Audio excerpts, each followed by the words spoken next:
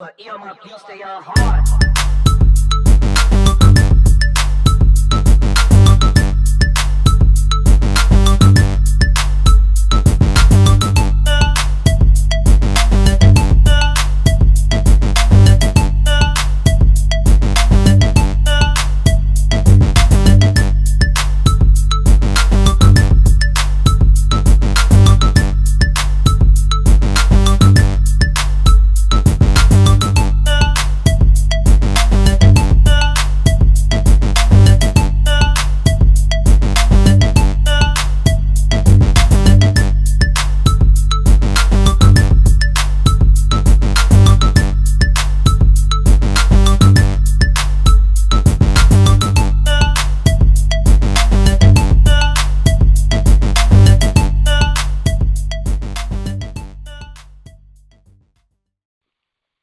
Hello and welcome to the BCSN Sports Wrap, the week number 12 wrap-up show and our post-championship edition, as well as a preview, a first glance look at the Division II football playoffs. A.D. Drew, Bryan Fulford. Well, actually, I'm Bryan Fulford. That's A.D. Drew. A.D., say hello to the people. Hello, people. This is an instant reaction show. The announcement of the Division II playoffs were announced, let's say, maybe about 5 hours ago, 4 hours ago, based on the time that we're recording this. So, yeah, I was expecting you to jump in there and help me out there real quick. It's all good, AD. It's all good. I know. Yeah, it's about 4 hours or so. All right, 4 hours or so, so instant reaction coming out of that. But obviously, Saturday night, or Saturday afternoon, rather, we had two championships in Division II. We had Fayetteville State versus Bowie State in the CIAA championship, a rematch from 2018. And then we had the Miles Golden Bears taking on Albany State in a rematch of last year, except this year it was at Albany State. Before we get into talking about that, we want to remind people to check out the Black College Sports Network on Twitter and Instagram using the username at MyBCSN1, the number 1. You can also use that to search for us on our Facebook page. You can also find our Sports Wrap page as well, our BCSN Sports Wrap page. And, of course, our website, www.mybcsn.net. All right, AD. So what did I say we're going to start with? We're going to start with the CIAA first, correct? Yes, sir. All right. So we got basically a rematch from last year in Salem, Virginia. This was a 3 p.m. kickoff or so. Weather clear and cool, temperatures about 46 degrees, wind from the northeast about 7 miles per hour. And, this was actually, in the full honesty, full transparency, while this game is happening, we are actually in Jacksonville doing a broadcast up at Edward Waters College. So it's not like we had a chance to instantly watch this game live, obviously. At least not the first half. But the Bowie State Bulldogs jumped out to a quick 14-0 lead. Defensive MVP, Dimitri Morcel, got a 33-yard fumble recovery within the first minute of the ball game. At the 14-14 mark, Fayetteville State's first possession, he gets a fumble recovery, returns it for a touchdown. About 6 minutes later, on their offensive possession, Adam Gillis gets a 16-yard run to cap off an 11-play, 78-yard drive that basically put Bowie State up 14-0, and that's how the first half would end. Going into the third quarter, Fayetteville State would finally get on the board late in the third quarter at the 2:07 mark. Dancy Jetton with a 4-yard touchdown run, capping a 7-play, 41-yard drive for the Broncos. And we kind of saw, and this is kind of about the point where I think we kind of picked up on the game as we were finally finished with our obligations where we were. And, at that point, I think we caught a couple of possessions where there were some turnovers by not only Fayetteville State but also by Bowie State. Bowie State would get a 29-yard field goal from Gene Carson with 6:17 to play. That was at the end of a 7-play, 55-yard drive that now Bowie State had a 17-7 lead. And if I'm not mistaken, AD, that came after Fayetteville State was actually driving with an opportunity to tie the ball game up, if I've got my timing correct. Any quick recollections about that? Yeah, I know there were back-to-back turnovers by both teams, and from what I recall off the top of my head, I think Fayetteville may have gotten the ball around midfield and was driving down and wound up losing the ball. I believe they turned the ball over again on that possession, which led to Bowie coming down and tacking the field goal on to give them a little bit of breathing room.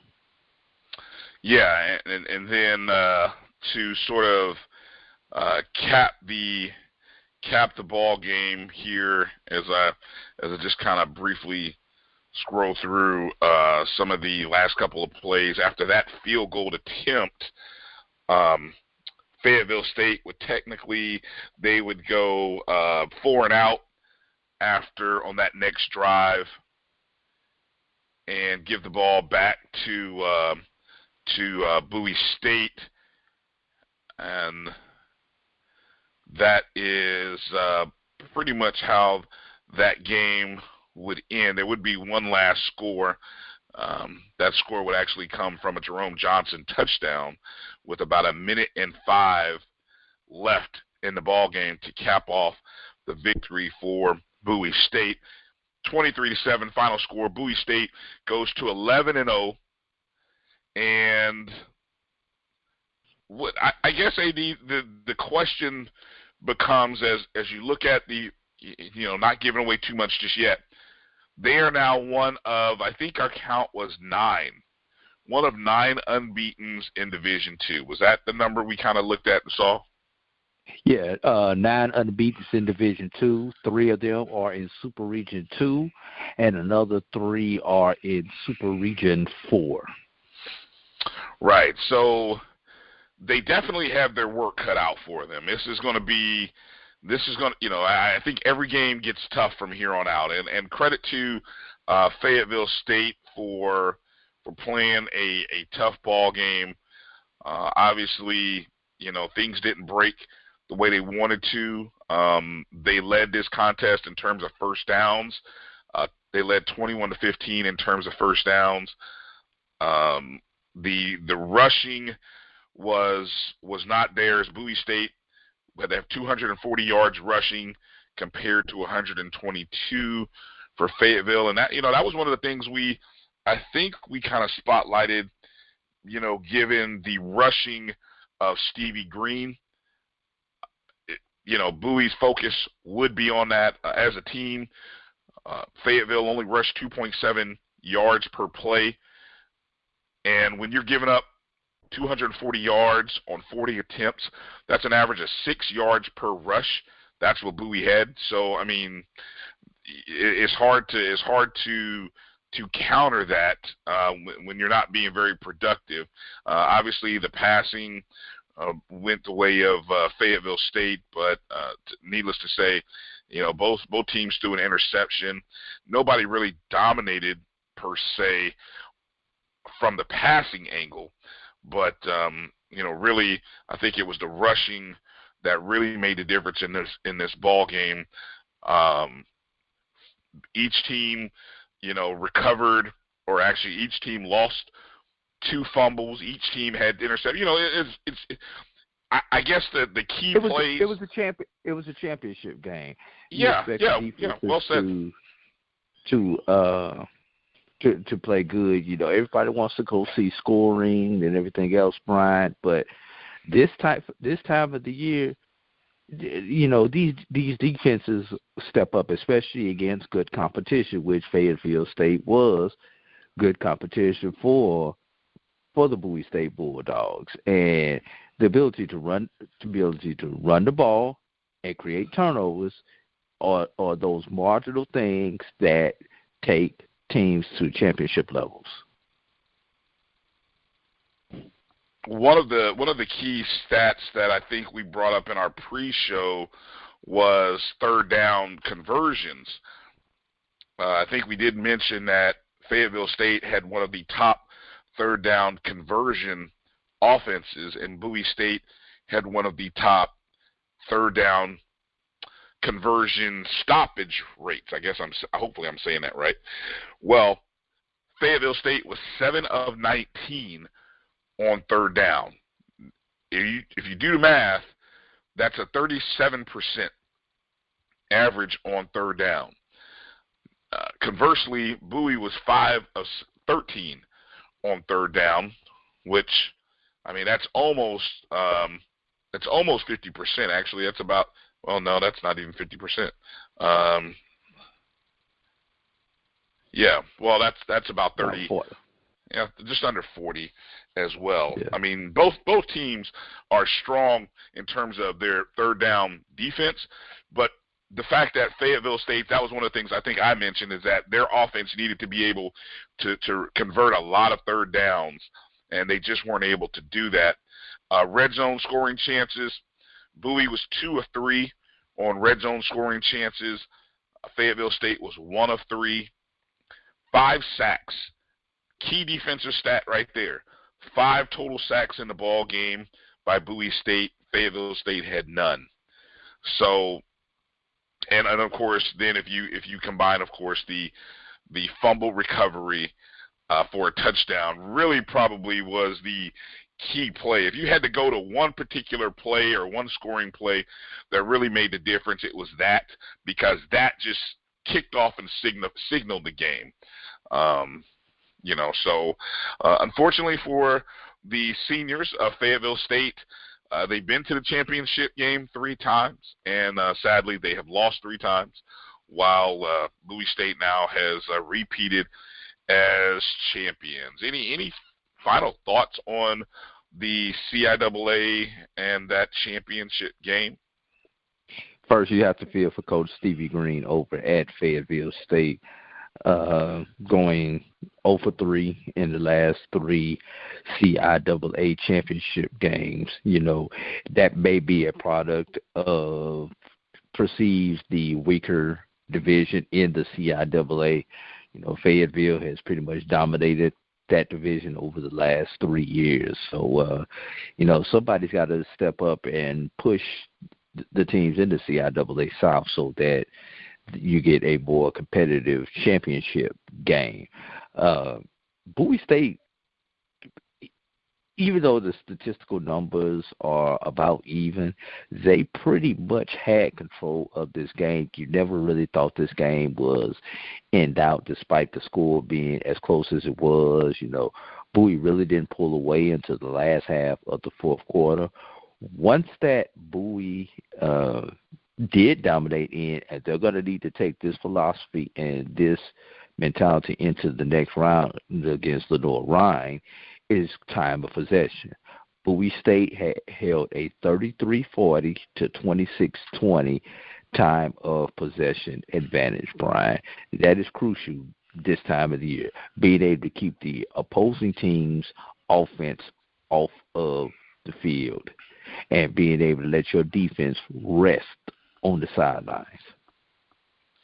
Exactly. Exactly. Well, you sort of mentioned it a little bit, so I won't shy away from mentioning after we got a chance to watch the selection show this afternoon. Bowie State did earn the number 3 seed in the playoffs, and it we'll get into the matchups for them, but they earned the 3 seed.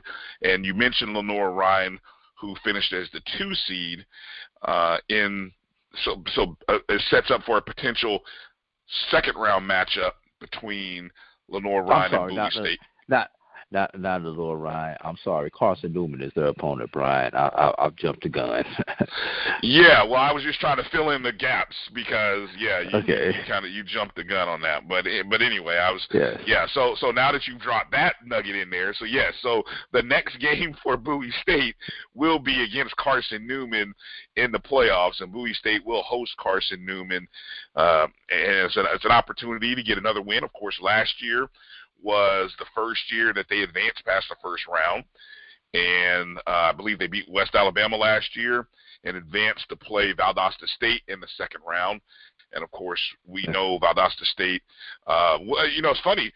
Bowie was the 4 seed last year, and Valdosta was the 1. Again, Valdosta State, defending national champs, have not lost yet. Again, they still haven't lost, so they've got some incredible streak going on. They're the 1 seed. So on the other half of the bracket, that's where Bowie State is as the 2 seed playing Carson Newman, potentially, and then I'll only mention the 3 seed right now being Lenore Ryan, and we'll get to their opponent in just a moment. You got that flip. Lenore's the 2, Bowie's the 3, and I said Bowie was the 3.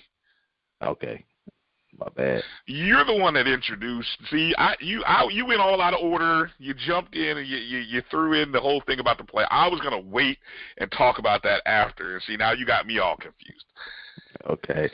The one thing I will mention, Bowie State 3 years ago lost their first round game on the road.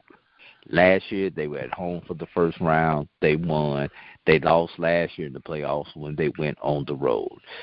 So, hopefully that trend will continue and they will get out of round 1 and win at home, and then we could talk about bucking the trend after that. Well, they were at home last year, I believe, weren't they? Round 1 they were. They were. So a similar setup again. You're saying in round 2. Round 2 they have to go on the road potentially, unless something happens to the number Lenore. 2 seed.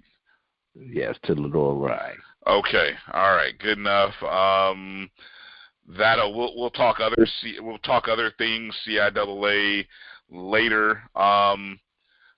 We can have a conversation about the actual. One of the conversations that came up was the actual streaming of the 2 championship games, and let's talk about that in just a second after we kind of talk about the SIAC championship game, and then we can kind of get maybe into that conversation for a quick minute. The SIAC, of course, as mentioned, the championship game was a rematch from a year ago as well. Except this year it was played in Albany, Georgia, as Albany State was the host, and Miles was traveling to them. Of course, we understood Albany State came into the ball game ranked in the region rankings. Correct me if I'm wrong, AD. They came in at number 9? 9, yes. Okay. And Miles came into this game unranked in the regions, needing a lot of help. And we talked about those scenarios in depth.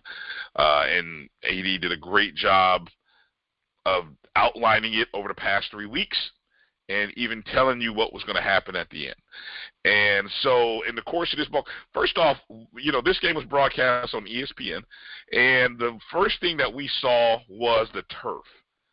And it was sort of an overcast, wet, rainy. It didn't look like it was a lot of rain. It just looked like it was that light mist, or the rain had really just saturated the field. But the playing conditions on the wet turf, how would you describe what you saw on that turf there in Albany?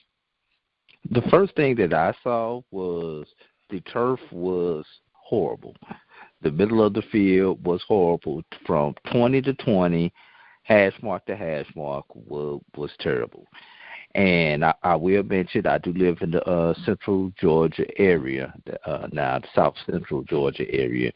And over the past week to 10 days, we've had a significant amount of rain.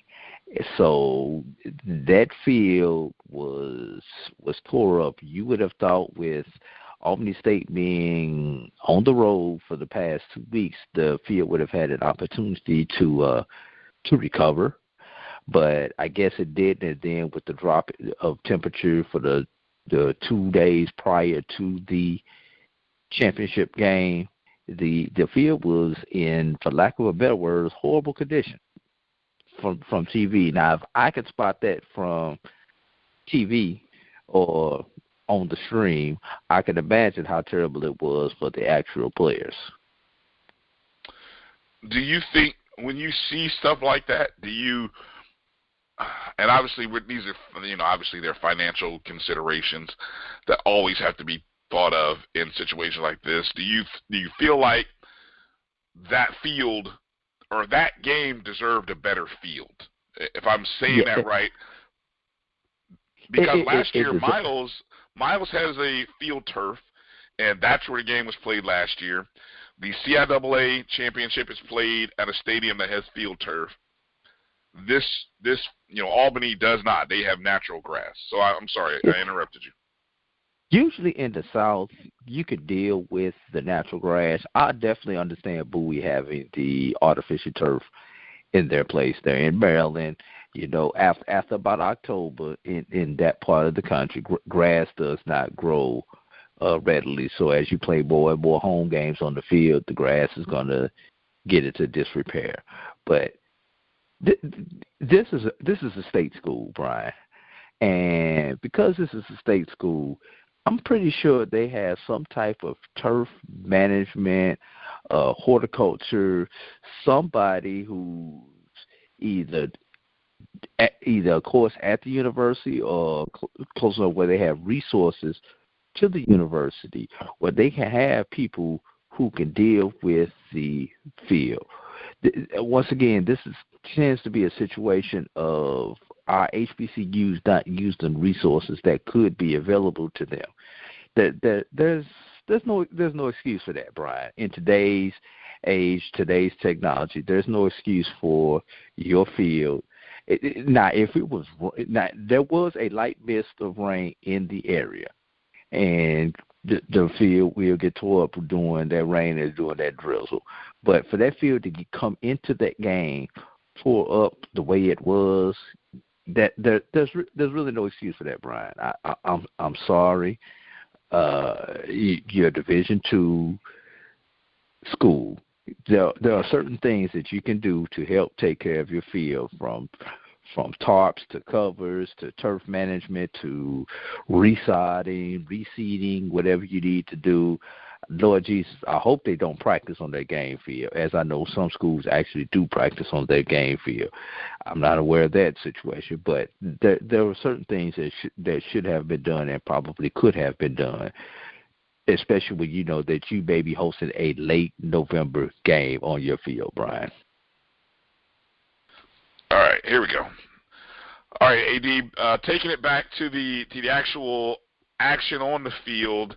Obviously, the turf was wet, and we expected a rushing game anyway. We knew both teams were going to look to run the ball. We expected a low-scoring game, as if I recall correctly, our Versus Sports Simulator, even the Versus Sports Simulator told us, I think I predicted a final score of like 23-12. So we knew it would be low-scoring, and that's what we essentially got. Miles actually got off to a 7-0 lead just before the end of the first half. Miles would take a 7-0 lead after intercepting a Calais Williams pass, and then they returned it to the Albany State 39-yard line. Miles did a great job of running the ball. Not only did Justin Ruiz, one of the guys I mentioned, have a good game, 23 carries with 95 yards, but also Dante Edwards. Really, he stole the show and really probably should have been the MVP of the game, as he ended up with 26 carries, 105 yards, and 3 touchdowns. And Miles would jump out to a 14-0 lead real late in the third quarter before Albany State would even get any points up. They did manage to score on a touchdown pass, a beautiful ball thrown by Calais Williams to Ralph Lovett, but then they missed the extra point, and that was one of the things you brought up, AD. Their field goal kicking was one of the better field goal kicking units in the league, if I'm not mistaken, correct? That's correct. And that missed PAT occurred after they had already missed a field goal from essentially within the red zone earlier in the game. Right. Yeah. So that touchdown or that field goal just really was just opportunities missed by Albany State. Very late in the ball game, Miles would get their third touchdown, and it would come once again by Dante Edwards, who had 3 total touchdowns in the game, and 21-6 would be the final score, and a pretty impressive, dominating ball game, I would say, for Miles as they ran the ball just at will. I mean, you had 2 guys who almost ran for 200 yards, or actually 2 guys that did run for 200 yards, if I do the quick math here. Just your thoughts in general there, AD, on the game. Obviously, we didn't get a chance to see a lot of it, but from what we saw, and your thoughts. Yeah, Justin Ruiz had 95 yards on 23 carries. Dante Edwards had 26 carries for 105 yards and 3 touchdowns for the Golden Rams. And for did my end go short there on you? I may have already. No. I was just re-emphasizing those statistics. Oh, okay. Statistics. Gotcha. Calais Williams for Albany State had 73 yards, 10 carries for 73 yards. The big key player that Miles went to the game knowing they had to stop was McKinley Habersham, and he had 9 carries for only 25 yards, Bryan. So Miles went into the game doing what they felt like they needed to do in order to win this game. They were going to have to stop Habersham, and they did. And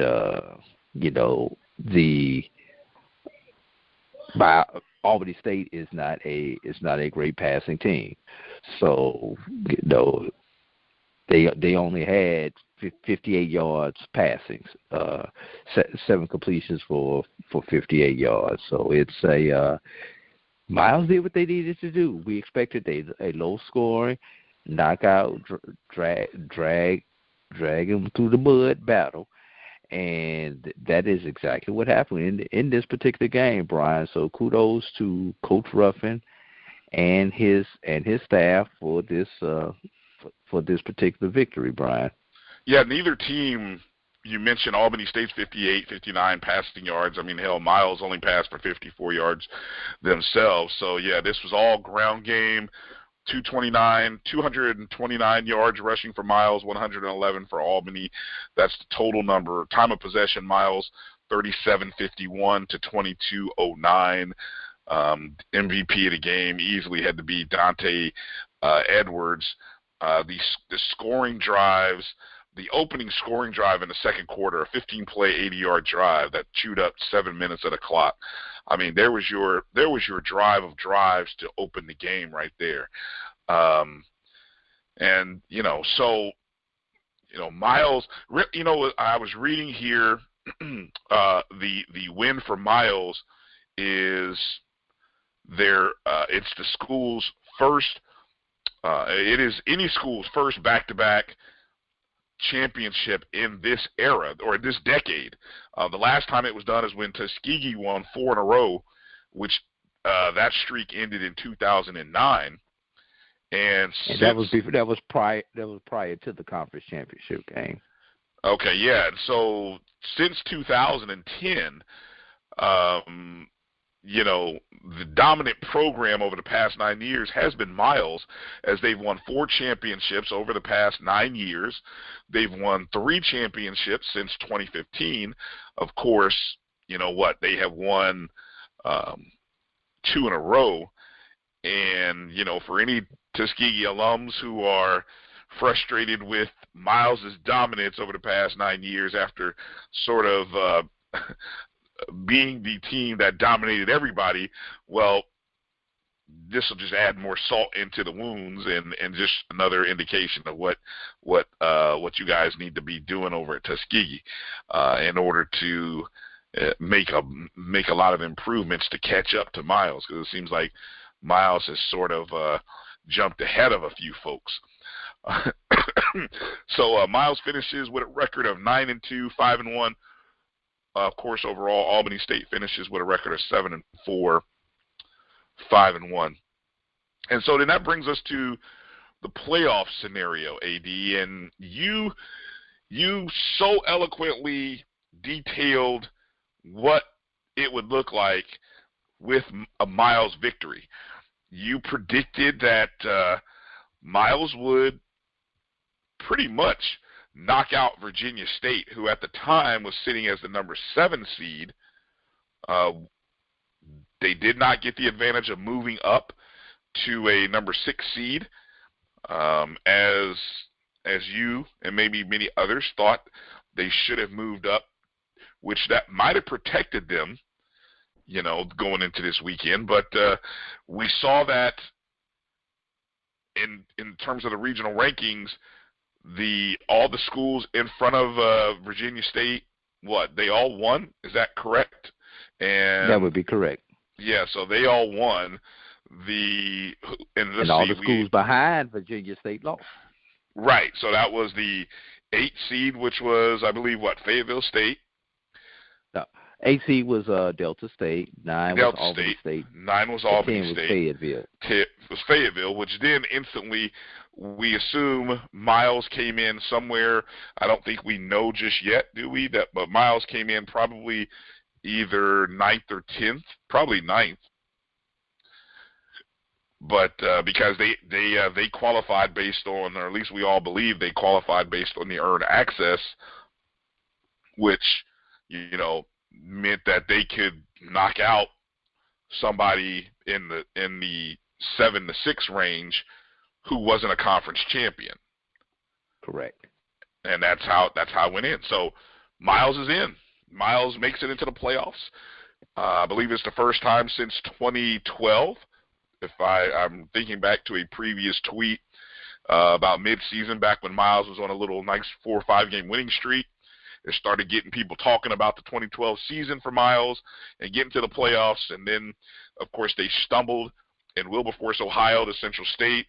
And all of a sudden it was like, uh-oh, are we going to make it to the playoffs? AD's writing stories and telling people, Miles, your RPI is too low. There's no way you're going to make it in. and then things just kind of broke out in a certain way.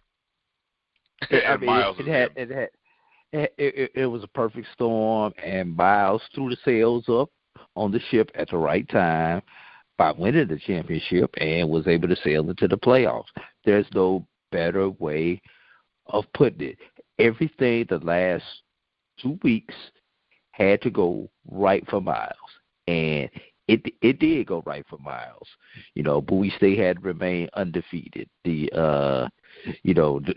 Virginia teams had to do what they did. Right. None of the other teams could sneak in behind them.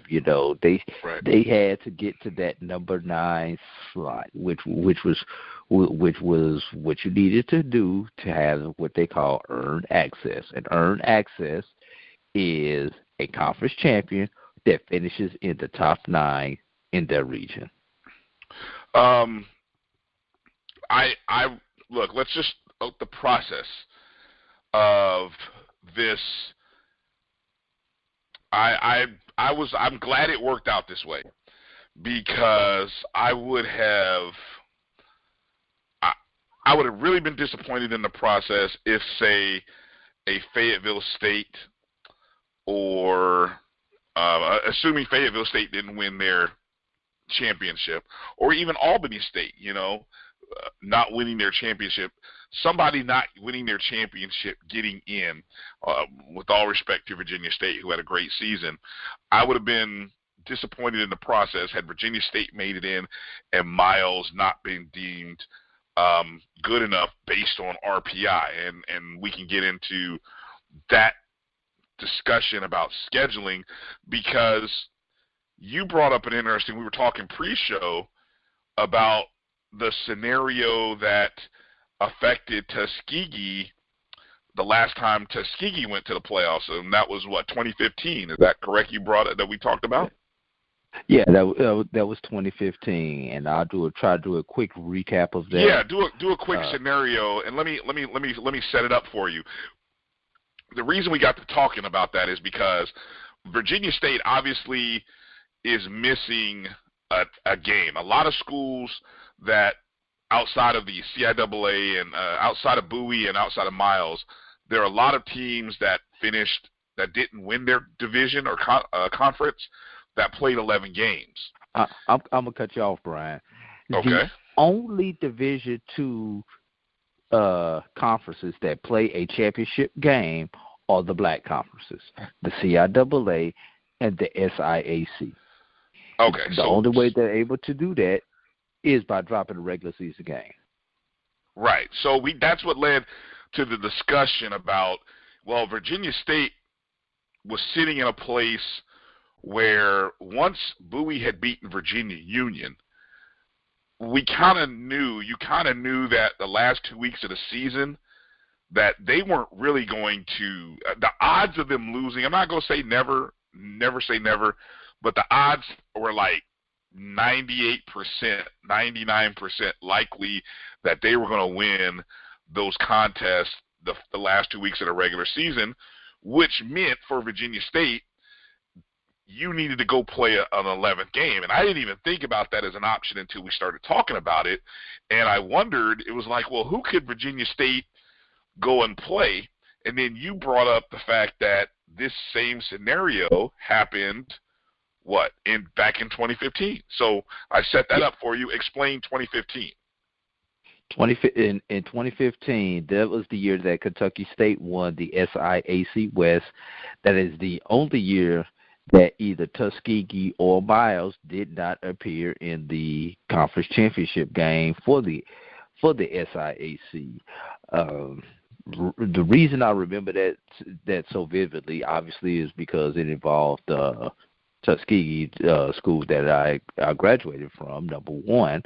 But number two, that championship game was in Montgomery, Alabama, at a neutral site. Matter of fact, that is the last time that the championship game has been played at a neutral site. That game may have had that championship game may have had 2,000 people in it, Brian, and I'm probably saying that generously. The high school games held in that same stadium had more people in attendance than that championship game that featured, I believe that was Fort Valley and Kentucky State that particular year. The SIAC was banking on one of those two Alabama teams being in the championship game in that stadium that particular year. So with that being said, Tuskegee ironically lost to, and I believe it was Central State. I have to double check that. But Kentucky State beat both Miles and Tuskegee to lead the West and to win the Western Championship. That was also one of the reasons they went away from division-only record to determine the champion on your half of the division. Add that to the fact that Stillman had dropped out of the SIAC, had dropped their football program, so Tuskegee had a bye week in their program on their schedule. They did not have a 10th point. They only had 9 regular season games, They needed game number 10, which would have been the SIAC championship game, to qualify for the playoffs with the minimum number of games that you need to play. So Tuskegee not being in their conference championship game cost them a game, meaning they were not going to get to the playoffs despite being, I believe at that point in time, they were the number 3 team in the super region at that point in time when the loss occurred. So now Tuskegee has to go out and find somebody with a hole in their schedule who can play that last game, who does not already have their schedule. First of all, does not already have their schedule filled up with the maximum amount of games and has an open date on the same day. That team, ironically, Bryan, was Virginia State. Coach Reggie Barlow had just got fired from Alabama State the year before and had never defeated Tuskegee while at Alabama State. So the brasses got together. It's one of the few times that a Division II team paid another Division II team to come play a home game in their stadium. Tuskegee wanted it to be a home game. It had to be a home game for Tuskegee, and they needed it. Virginia State actually came into Tuskegee and beat them that particular year. But because Tuskegee played that 10th game, they got in. The big thing is they wound up being the number 6 seed and going on the road instead of staying at home and playing at home, where if they would have beat Virginia State, they would have wound up playing at home in the playoffs in that first round, Bryan. So it has been done. Teams have picked up games late, but it has to almost like Miles getting in this year. It had to be a perfect storm. It would have had to been a perfect storm for Virginia State to go out and not only find an opponent, find a quality opponent, and then see that opponent was willing to travel to you to play that game that you desperately needed to show the pollsters, hey, we're good. We deserve to be in the tournament. And that team this year that we came up with, and, obviously, if you think of, okay, so you needed a team that did not have a game during week 11, or I guess it would have been week 12. Week 12. Obviously, that leaves only the HBCU teams. Obviously, if Virginia State's in the CIAA, you're looking for a team out of the SIAC. You're looking for somebody, a quality opponent. Obviously, somebody who is not in a championship game. Or a possibility to get to a championship game. Or a possibility to get to the championship game. And who was that was just staring? You mentioned the name. It was Savannah State. So, and because of the fact that Savannah State couldn't compete in the playoffs, which meant they couldn't compete for the SIAC championship game, their season was over at the same time as Virginia State was after week 11, but they could have played and scheduled another game had somebody maybe from Virginia State been thinking of this. And you even mentioned, AD, that had something like that happened, the RPI effect might have been enough to keep Virginia State, might have moved them up to 6th. It might have helped them in some way. Would it not have? Again, a victory over Savannah State, who had an RPI, and I will tell you what Savannah State's RPI is in just a moment. But a victory over a Savannah State, Bryan, would have been an impressive victory for the Posters, especially considering what Savannah State has come and done in Division II this particular year, Bryan. They are the SIAC East champions, number 1, and they're not eligible to compete in the playoffs. So why not go and add this game against Savannah State, who beat one of the teams that was in the top 10 of the super regional polls, that being Albany State at that point in time. Savannah State's RPI is 0.44, or 0.439, so 0.44. Right. Which was a good enough RPI Virginia State's RPI was .48, so that helps with their strength of schedule. Yeah, That definitely helps with the strength of schedule. And shame, I got to throw this one thing out. Shame on the committee for not giving Virginia State a chance. Virginia State's only Division II loss came against number 3 rated Bowie State. I'm going to say that again. The number 3 rated Bowie State. Just for reference, Brian, West Florida's RPI, the team that is ahead of Virginia State in the rankings, was .568, over a point higher than Virginia State.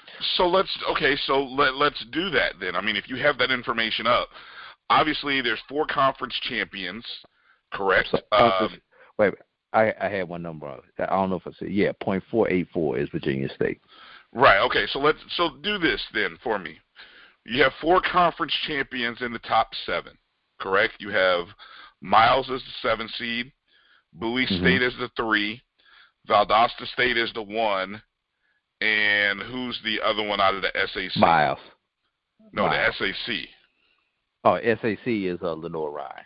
Okay, so that's the 1, 2, and 3 are conference champions, and then the number 7 seed is a conference champion.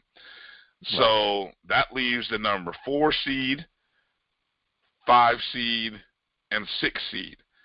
So look at those 3 teams and their RPIs, AD, and compare them to Virginia State. What does it look like? Okay. First of all, Brian, I'm gonna get on you for this one, but we're doing this for show purposes.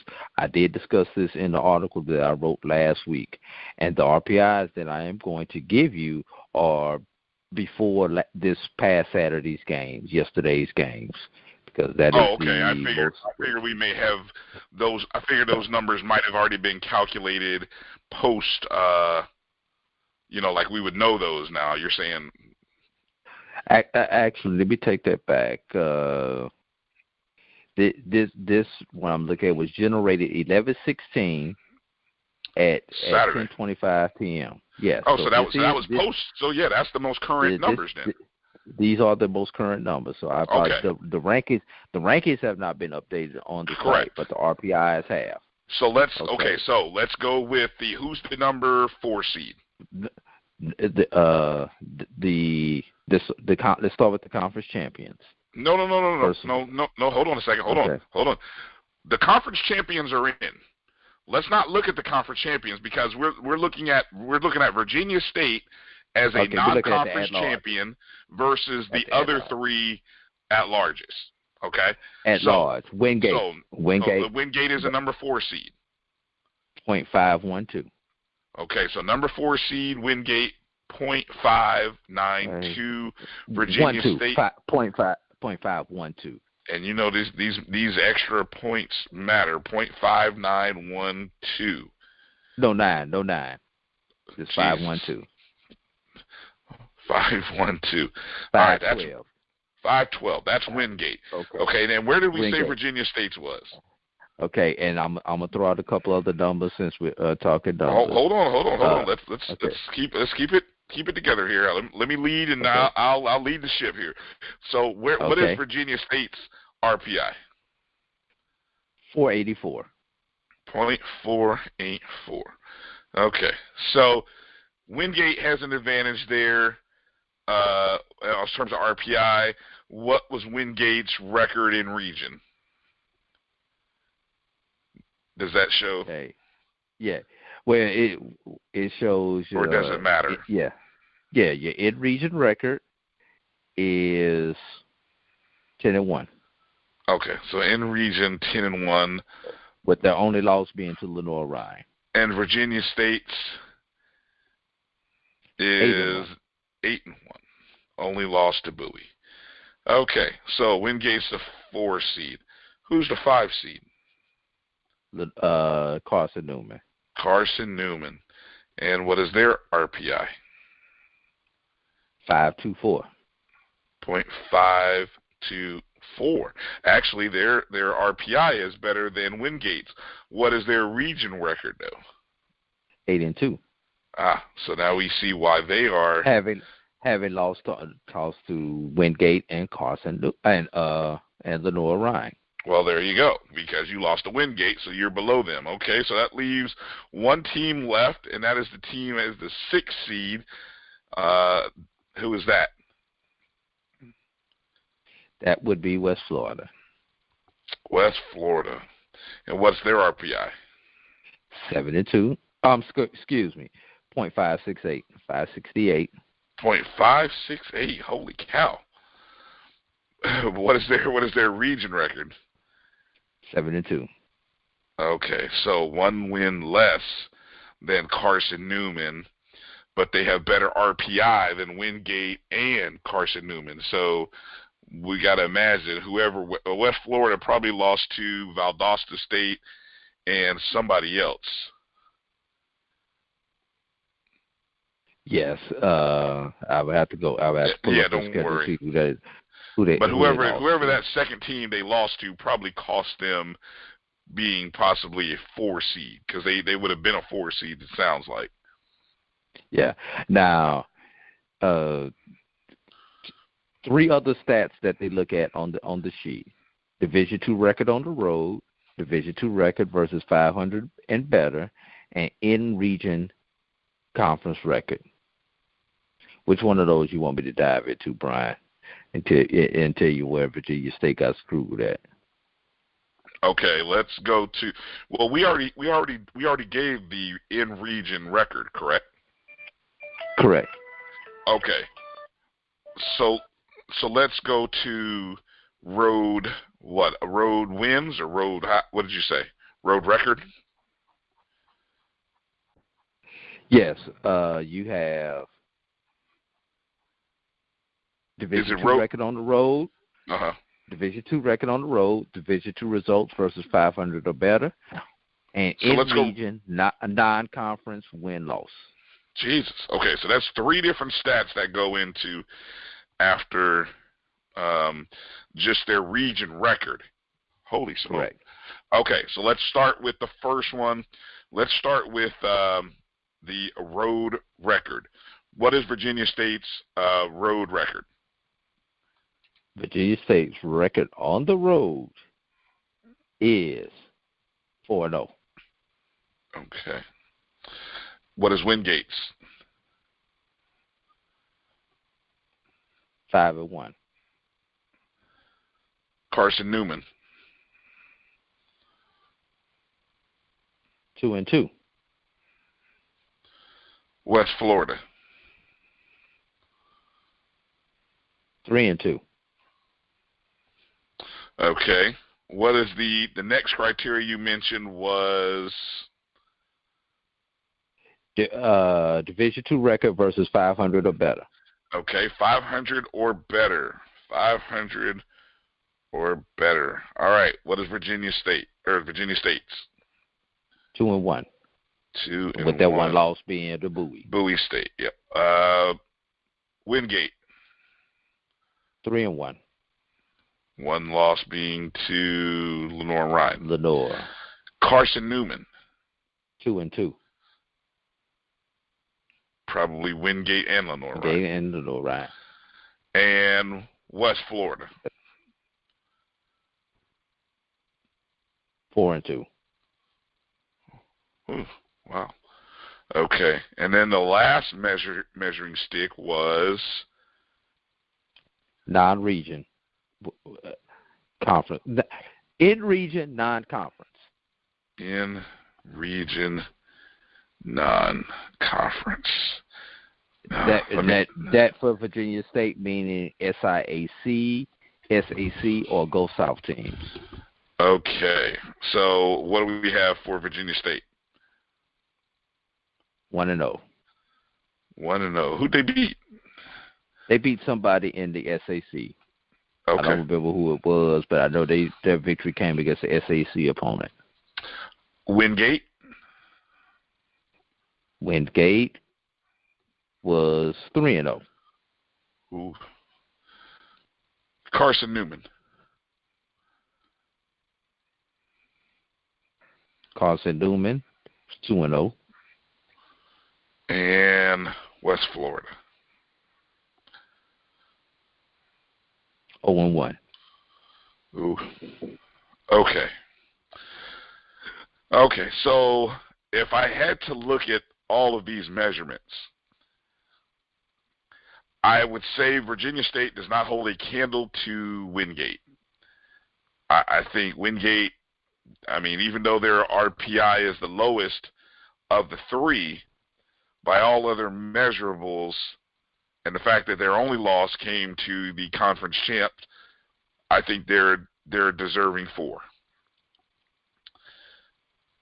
Carson Newman and West Florida are interesting from 2 different angles, in my opinion. West Florida may have the better RPI, but they don't appear to have anything better in the other 2 categories, other than the fact that they played more games.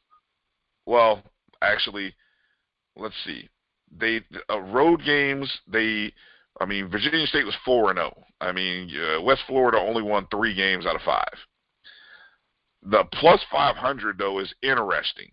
So if I were going to say, what's the one thing that maybe caught them up with West Florida, is that West Florida played 6 plus 500 teams and were essentially 4-1 and 2-1 are essentially the same percentage. Let me see, 2-1, that's a 66%. Yeah, it's the same percentage, 66%. But West Florida played more of them, so I can see that's how they probably got screwed out by West Virginia. Carson Newman, though, I don't understand. The only thing really Carson Newman has on them is RPI. Carson Newman plays in a tougher conference. Of the 4 conferences, the SAC was the #1 rated conference of the 4 conferences in this super region, and the SAC has the advantage of playing. They I believe they only have 1 non-conference game that they play. And okay, so to me, that would be where it went down. Round robin. That's where it went down, because the best conference got 2 at-large bids, and they're not going to give it to. Is the CIAA rated worse than the SIAC?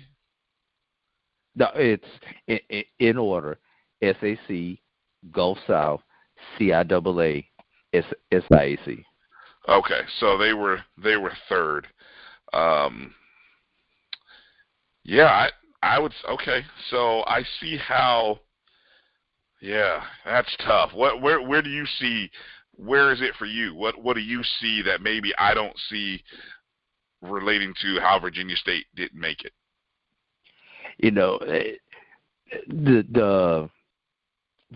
Basically Virginia State needed one of those other 2 teams to lose to somebody. And without them playing each other late in the season, there was no opportunity for Virginia State to move up. But think about it. Virginia State came in at 7 and stayed at 7 the entire poll. Yeah, that's a good point. That showed right there that they were the next best team, and if you go using the basketball analogy, first team out, Virginia State will be considered the first team out in this poll. But when they but who was it? Which week was it? After week 2, wasn't it where someone lost in front of them? Correct. West Florida lost.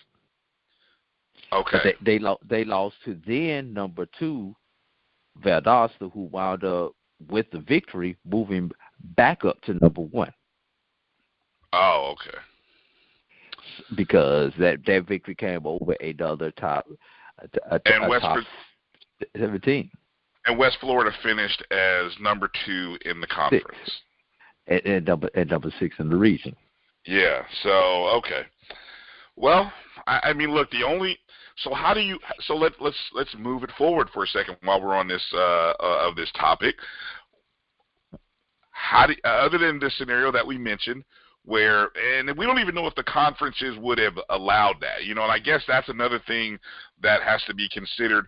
Would the CIAA and the SIAC have worked together to allow that matchup to happen so late? You know what I mean? I mean, does the CIAA have something in place that says we don't want anything to take away from our championship game? So if you schedule a game on that date, you're taking away from all eyes being focused on our championship game. It seemed like they did it in 15. Did they really? The two conferences did it in 15. But did it conflict with the time, or did it happen at the same time as the championships? Yes, it did. 30 miles. It happened 30 miles from the SIAC the SIAC championship game, number one, and number two. Maybe the CIAA championship game was played on the same day. Not at the same time, but on the same day. Okay, so now it's possible that didn't go over well with people. It's possible. And then maybe they looked upon it. Maybe if they were to look upon a similar scenario, that they would say, we don't want to do that again. We let that happen. That was the first time that happened. We let it happen. The negative comments or whatever afterwards, we didn't think it was a good idea. So we won't do that again. You would have had to have played on a Friday. You know what I'm saying? They would have had to come in and say, let's play the game on a Friday night.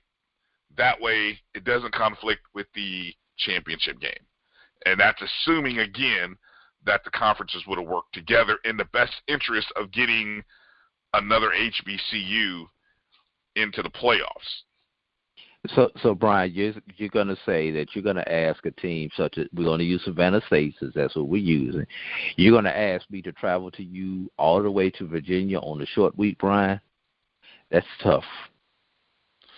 Well, no, we're talking one day, AD. We're talking, we've got NFL teams that do it all the time. So let's not, we're talking a one-day adjustment in your scheduling, which you would have known about weeks in advance. At least you would have had 2 weeks out. You would have had 2 weeks notice to be able to plan this, right? Because if this would have happened, this would have had to have happened right after Virginia Union lost to Bowie.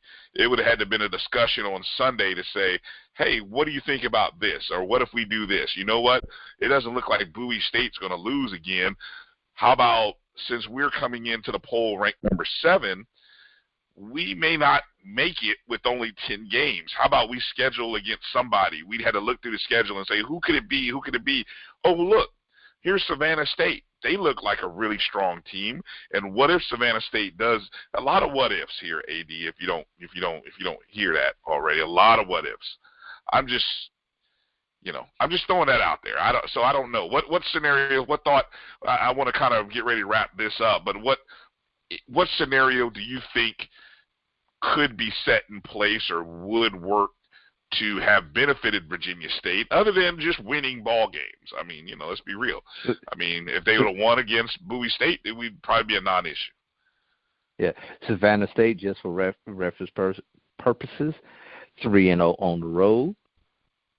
Division II record on the road, 3-0. Division II record versus 500 or better, 2-0. Those two victories coming against Albany and Valdosta, but 0-1 in Region 9 conference game. That was that game that they lost going for 2 at the beginning of the season, Bryan. That was that one non-conference in Region 9 conference loss that they had. So what was their RPI? Do you know offhand? 439. 439. Yeah, 5-1 conference record. That's kind of low. Yeah, but would that have helped? I don't know if that would have helped them. Would it have? It would have been enough. When you take a Tuskegee, which was .489, but Miles got in at .444, just slightly better.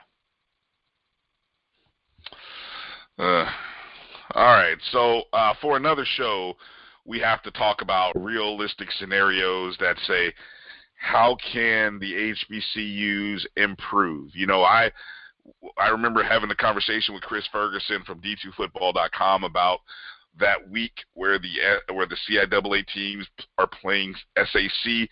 That's the weekend Virginia Union lost to Lenore and Ryan.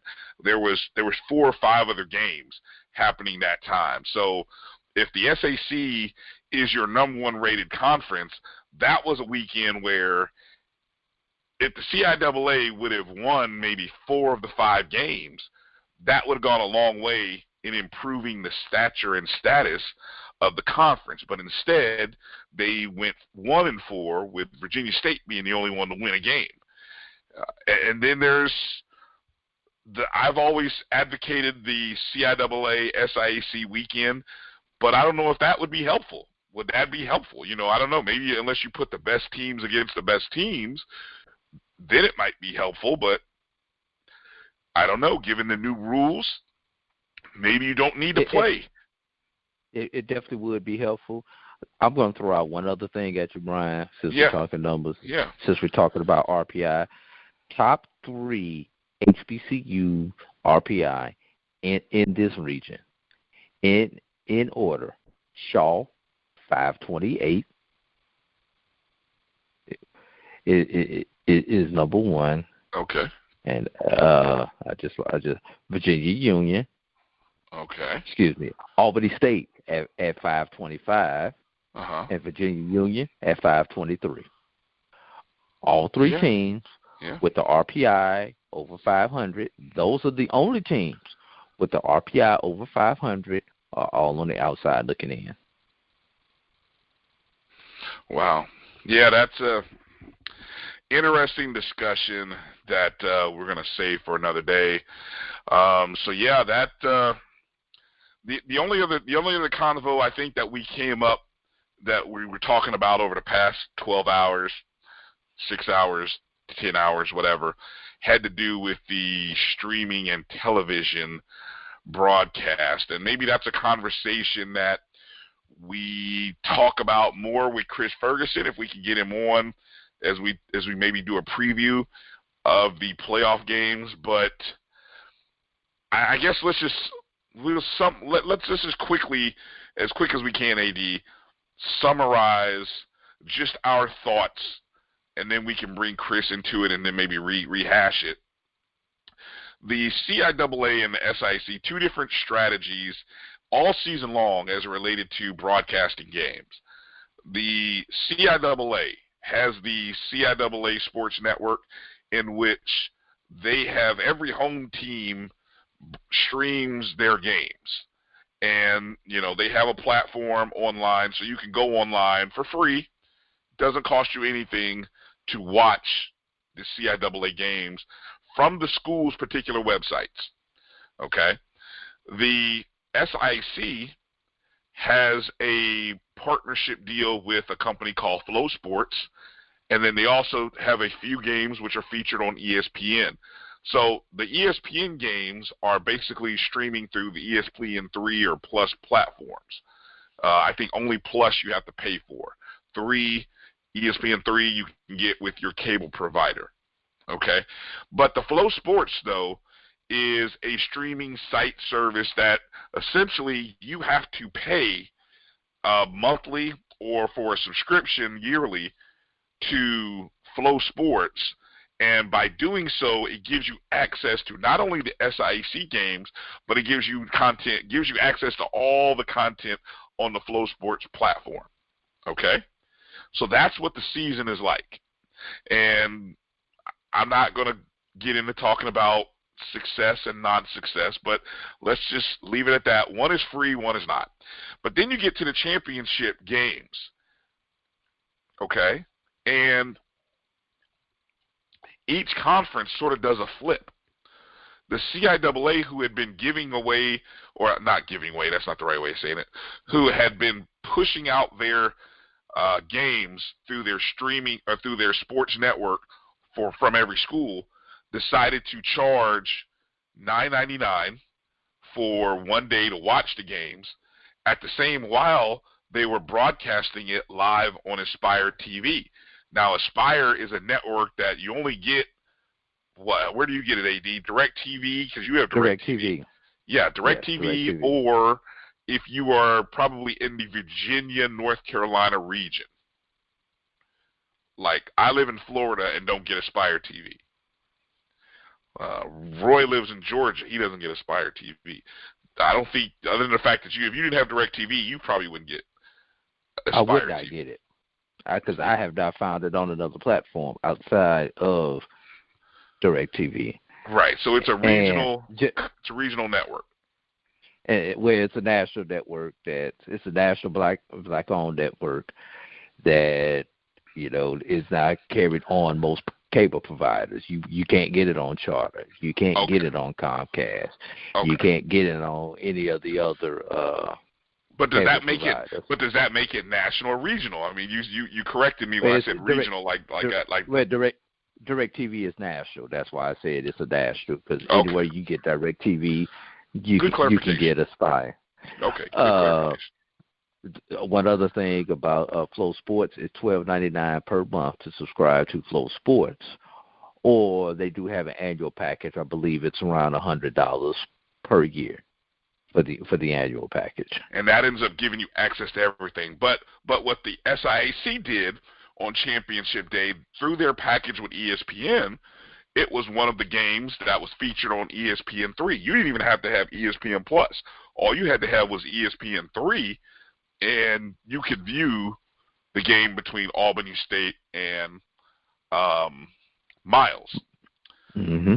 So what was your thought, because you brought this up, what was your thought about just the way that was presented? And then I'll share my thought on it. You've gone through all year and have done this using one platform. It's free. Now, all of a sudden, you're going to charge me for the conference championship game. That seems backwards. And I'm going to flip it to the other side. If I would have bought the Flow Sports package, that means I would have paid to watch my team play all year long. And I'll be doggone if this is not free on this particular time. So you've confused the audience, for lack of a better word. Yeah. Yes, you've confused the marketplace. And the one thing that I can say is our HBCU sports, the charging to watch our games, if you're charging because you think it's going to affect ticket sales, well, that's a garbage argument, because the SIAC has led Division II in attendance for the last 4 to 5 years. The SWAC has led FCS in attendance for the last 4 to 5 years. So, charging or not charging, you have not affected gates. Be those games free, be those games on platform, you're still going to get your gate. So, what you're doing, in my opinion, is driving away fans and driving down the bar. Because I guarantee you that the amount of money that these conferences thought they were going to get off of the paid services is not what they thought they were going to get. I would be real interested to see how many streams that the CIAA got off of his championship game, and not only the number of streams, but where did those streams come from? Because outside of that mama or that daddy who just could not get to that game, you probably had very few casual fans who paid for that stream. Same thing with the SIAC during the regular season. Outside of those mamas or daddies who cannot get to where their child is playing ball at, because I'll skip that one game. If I'm at a if I'm at Albany State and we're on the road at Central State this particular week, yeah, I'm gonna have to skip. I'm gonna have to skip that game because I'm not gonna buy a package for that one particular game. But if I live in, say, Ohio, and my child plays down in Georgia, and I know they're going to play those 5 home games or 4 home games in the state of Georgia, and I know I'm not going to get to them, then I may possibly buy it. But overall, the casual fan is not going to buy that package. Alumni, for the most part, are not going to buy that particular package. I'm going to go support my local college wherever I'm working or living at that point in time, and or I'm going to watch my FBS team in my local area if I'm a college fan. You know, if I'm in Alabama, I'm going to be watching Alabama or Auburn. If I'm in Georgia, I'm going to be watching University of Georgia. If I'm in the Carolinas, I'm going to be watching Clemson because those games are probably on the same time that my favorite HBCU is on also. Well, my take on this situation, and you mentioned the fact about the marketplace, the streaming from a conference level, streaming games online is still a rather new venture. The ESPN3 platform has really only been functioning the way it has been for a couple of years now. They've made a concerted effort to implore more schools to stream to them so that they can turn out more content. You know, so the schools, unless the schools or the conferences are smartly taking advantage of the advertising opportunities that present themselves from broadcasting your games, you are not really, I mean, what are you doing? You're doing something that you could be doing and running from your own website. You know, you could be using a company, you know, like I'm just going to say like the Black College Sports Network, Jericho Broadcast Networks, a company to run your games and then actually broadcast them on your website. But it's still a rather new streaming service. So let's take the SIAC, for example. This is the second year using Flow. Remember, one of my questions I originally asked the commissioner at the beginning of the year was this about the success the first year, the positives, the negatives, any numbers. None of those numbers were available. I thought that was a horrible mistake to not provide any type of numbers. To even, you know, sometimes you can even take bad numbers and you can spin it a certain way so that only the positive comes out of bad numbers. But when you don't want to give up any information, you mentioned about streaming households, things of that nature. Which of all your games was the highest streamed game? I don't spin it any kind of way you want, but publicize what you're doing. Publicize the growth in from, even if you just use percentage numbers. Oh, well, there was an increase of 40% from one week to the next. 40% can mean 5 more people watched. I don't care how you spin it. Spin it in a certain way that makes people interested in this new platform. So if people aren't buying Flow Sports, if you're bringing new customers into the marketplace, you go and partner with ESPN, well, great. I mean, you know, ESPN's not doing a lot of Division II games, so I guess that's a win, maybe, I guess. But do you control that content? I don't know if you control that content. Probably not if it's ESPN. So for the SIAC to go to a free model for their championship game sort of felt like a relief and a reward, I guess, of some sorts, because, hey, we were charging you all year to watch games, and now all of a sudden, guess what? Our championship game is free. The CIAA, though, curiously, though, you've been giving away everything all season. You've been building up your sports network. I actually like the method that the CIAA has been doing. Hey, we're building up our network. Our schools are doing better with their broadcast much better from year 1 to year 2. They're improving in certain ways. And then all of a sudden on a championship day, you charge $9.99. And I don't know if people knew. I didn't see any memos. I didn't see any tweets.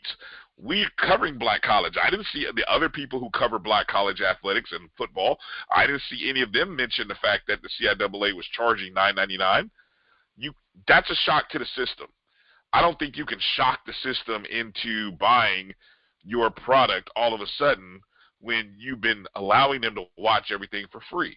I thought that was a terrible strategy. Maybe it worked out for them. I don't know. But will we know? We probably won't know because they won't put the numbers out. They won't tell us how many streaming households watch the championship game, et cetera, et cetera.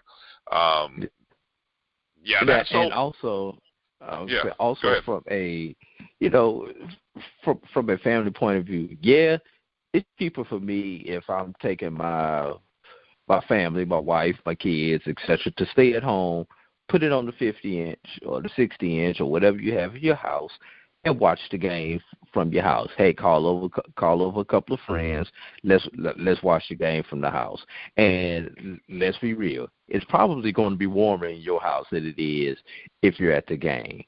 But the atmosphere of being out there tailgating and everything else, I could save money by paying that $10, that $9.99 to watch the CIAA game. But is it the same? And if I did properly plan for this, it's a little bit of shock to the system. Yeah, the $10 is really irrelevant to Correct. pay That's that right. $10. But the fact that I've been watching my team all year. Hey, I'm a Bowie State fan alum. I'm a Bowie State alum, and I live in Chicago now. I've watched Bowie State all year long, and the one game that I want to watch, I can't. Or you have to pay. Or now I have to pay. It's really, instead of saying exactly. Instead of saying you can't, you have to pay. Right. And it's a principled matter. It's not that probably not that I can. I'm pretty sure the alumni can afford to pay the $10, and that's what the CIAA was banking on. Hey, if they really want to watch the game, they can afford the $10, and it's the $10 is irrelevant, but the principle matter. But that's not how you, in my opinion, I don't think that's how you want to go about treating your customer base. Yep. Exactly. And then once again, let's take that Tuskegee alum who lives in Chicago. Hey, I'm happy that I could watch this game for free on ESPN3 during this particular time, but I haven't been able to watch them all year long. I don't know who's out there playing. I know who the coach is, but I have no idea who's out there playing. And I'm sorry I said Tuskegee alum. I shouldn't have said Biles alum. I don't know who's out there playing because I haven't watched them all year long because I've had to pay $12 a month. And probably, once again, if I'm an alum, I can afford it, but it's the principle of the matter. And I don't think that we that we take into consideration all of these things when these media packages are put together. We're not looking at our end users. We're not looking at our customers to see what they really want. There doesn't seem to be a plan, let's kind of wrap it up here. But there doesn't seem to be a well-devised plan of action with considerable notifications. Everything seems like it comes out in late August, later mid-August. Why not? Why isn't that stuff introduced in the summer? Why don't we first learn about this in late spring? Why do we wait until August to all of a sudden, oh, hey, here's what we got, a TV package, or 1 week before, 2 weeks before the season, oh, here's the TV package that we have. Why is it taking that long? And I've got one other thing that I'm going to bring out, and this is going to be my last point on this. I'll let you have the last word. Go ahead. We've got a lot of kids on these campuses who want to get into streaming, broadcasting, et cetera, be it sports, be it commercial TV, or whatever it is. are these kids actually working and learning while ESPN is coming in, while Flow Sports is coming in? Because Flow Sports doesn't come in and do this for free. Are these kids actually learning the crafts of the trade so they can go work at a Fox Sports, so they can go work at the ESPN, so they can go work at their local TV station down the line, or outside people coming in and doing everything and reaping all the benefits? That there's an opportunity right there on campus for kids to get real practical world experience. And I don't think most of our HBCUs are taking advantage of it. All right, well said. So the championship games were obviously the main focus for us, but quickly we want to just reference some of the other big games that took place during week number 12. And let's start over in the MEAC, as the MEAC picture became a lot, I can't say a lot, let me retract. The MEAC picture became a little less, slightly less clear. No, slightly less cloudy would be the way of saying it, right? You wouldn't say slightly less clear, because that would obviously mean it became, so anyway, slightly less clouded. North Carolina A&T at home hosting Bethune-Cookman. I don't even know where this came from. I don't know why Bethune-Cookman didn't show up. Maybe they got on the wrong bus. Maybe they went to another Greensboro. But from Daytona Beach, they did not show up in Greensboro, North Carolina. 47-17 was the final score by A&T. I would have never in my wildest thoughts would have predicted Bethune losing by 30 points to A&T. North Carolina A&T jumped on the Wildcats early, had a 20-0 lead early in the second quarter. Jermaine Martin with a big day. His first touchdown came on a 66-yard run. He would end up having 3 touchdowns on 120 yards. He became North Carolina A&T's single-season touchdown record holder with 19 total touchdowns. The 18 was where he broke the record. 19, and he still has another week to go against North Carolina Central next week. Overall, North Carolina A&T rushed for 300 yards on 50 carries. So they just literally bludgeoned Bethune-Cookman on the ground, and now A&T sits at 5-2 in the conference. Bethune is now 5-3. South Carolina State won their game. They are sitting with 2 losses, but of course A&T owns the tiebreak over them. I guess the only scenario in which A&T could lose this again is if they lose to North Carolina Central and South Carolina State wins. That would put so essentially, if I'm not mistaken, I think Bethune-Cookman is officially eliminated from contention, and that just leaves the MEAC representative will either be North Carolina A&T or South Carolina State. A win by A&T, a win or a loss will get the job done for A&T. For South Carolina State, they have to win and get a loss from North Carolina A&T to get in. Does that make sense, AD? It makes sense to me, and let's just throw this one out.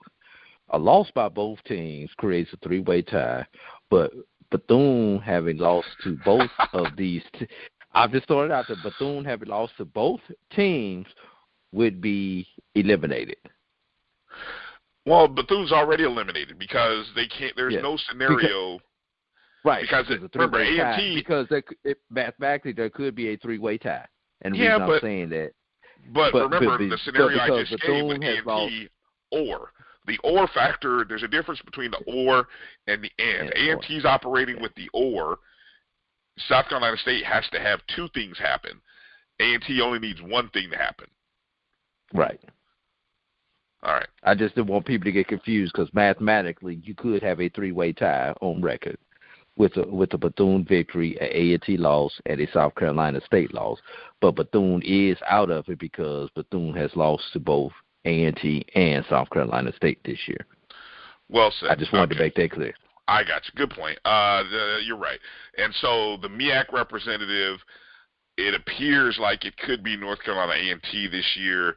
We're not calling them the champion because the champion of the MEAC should be the team from Tallahassee, Florida A&M, who beat Howard 39-7. We were going to say what? I said they are the champion on paper.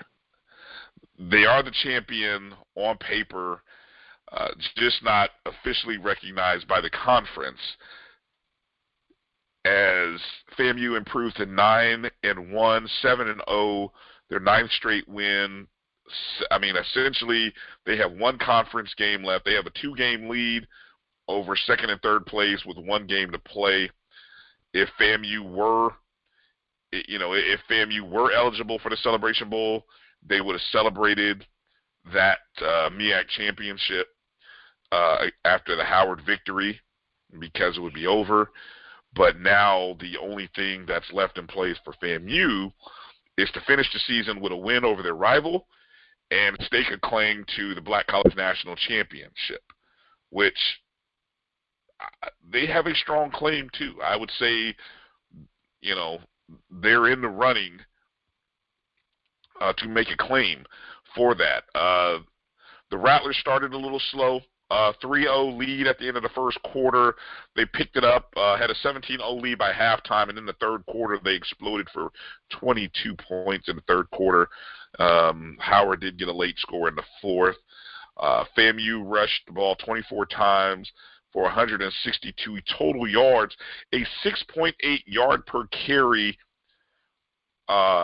average, which I think is going to be important for them going into the Bethune-Cookman game, given what just happened for North Carolina A&T, 300 yards and 50 carries. So we know Florida A&M likes to pass, but you kind of hope that they, meaning Coach Simmons and the staff, saw what happened when A&T ran the ball and find a way to run the ball as well, because they might find a similar level of success. Xavier Smith, 7 receptions, 120 yards, a touchdown. He is quickly lighting it up and becoming one of the leaders in black college football.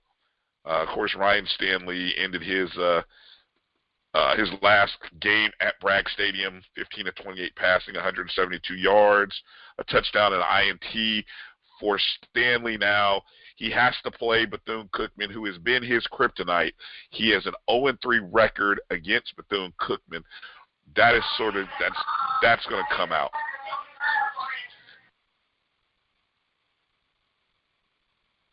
But you stay hard.